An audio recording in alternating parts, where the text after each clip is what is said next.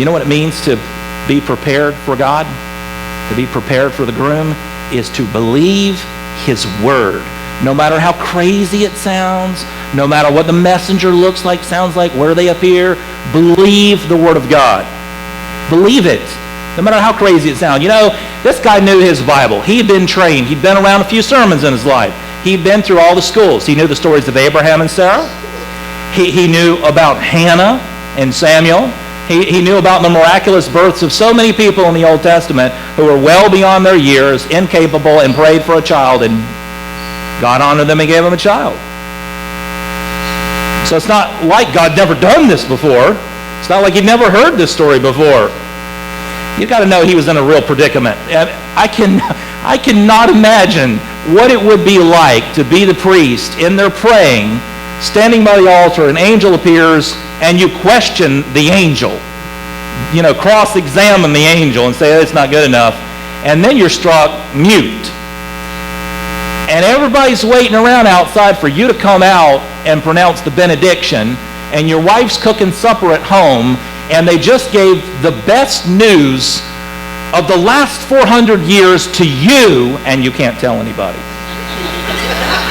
And I don't mean won't. It's not like he can't find the words. He can't find his tongue.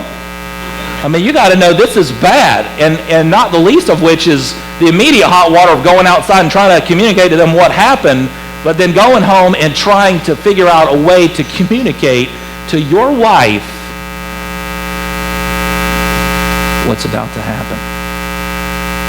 Can you imagine the party you'd want to throw if your middle-aged wife, who'd never had children, who only wanted one thing, couldn't have it, and God sent the strongest angel he could to tell you that it was going to come true, and you couldn't laugh, cry, sing, speak, party, nothing.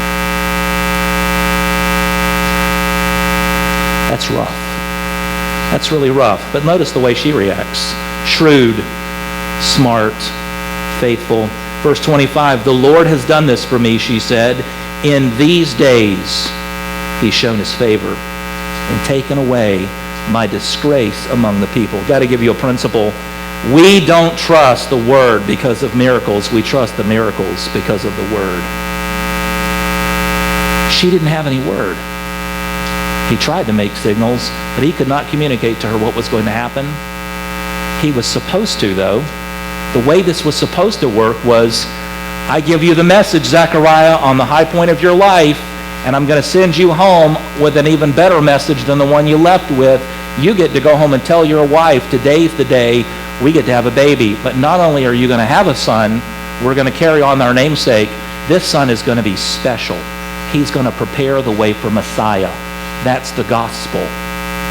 He was entrusted with the gospel before any of the other preachers, any of the other disciples, before anybody else, and he messed it up.